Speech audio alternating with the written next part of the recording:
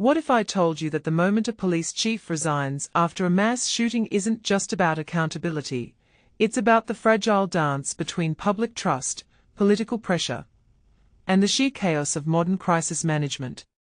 Let me tell you why this Seattle story is far more than a headline. Picture this, a food festival, the kind where families gather, kids run around, and suddenly, gunfire. 3 dead, a toddler injured, and the city's top cop vanishes from the scene. Now, here's the kicker, the chief wasn't even there. He was at a conference, which somehow feels like the universe's way of saying, look how messed up this is. But wait, this isn't just about the shooting. It's about the aftermath. The mayor, who's a self-proclaimed democratic socialist, had to backtrack on her own statements. She claimed 2 suspects were in custody, then retracted it.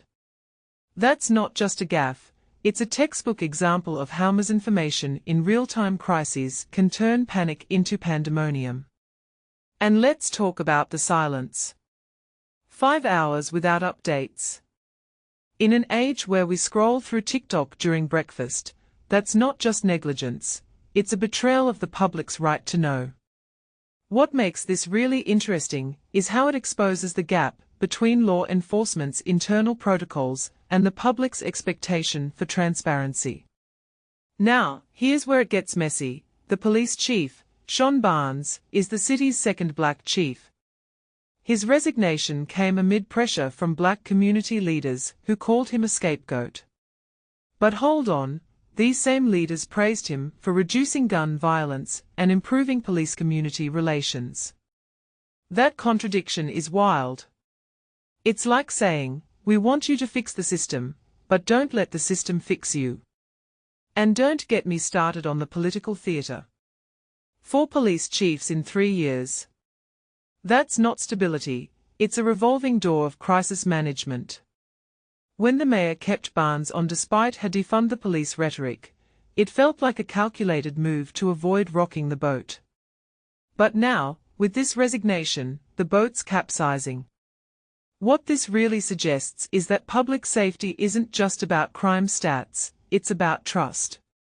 If the community can't believe the police, or the police can't believe the mayor, what's the point of having either?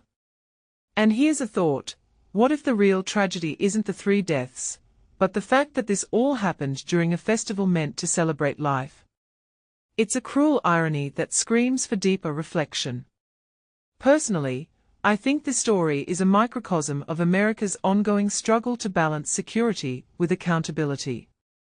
The next time you see a protest, a crisis, or a viral video, ask yourself, who's really in control here?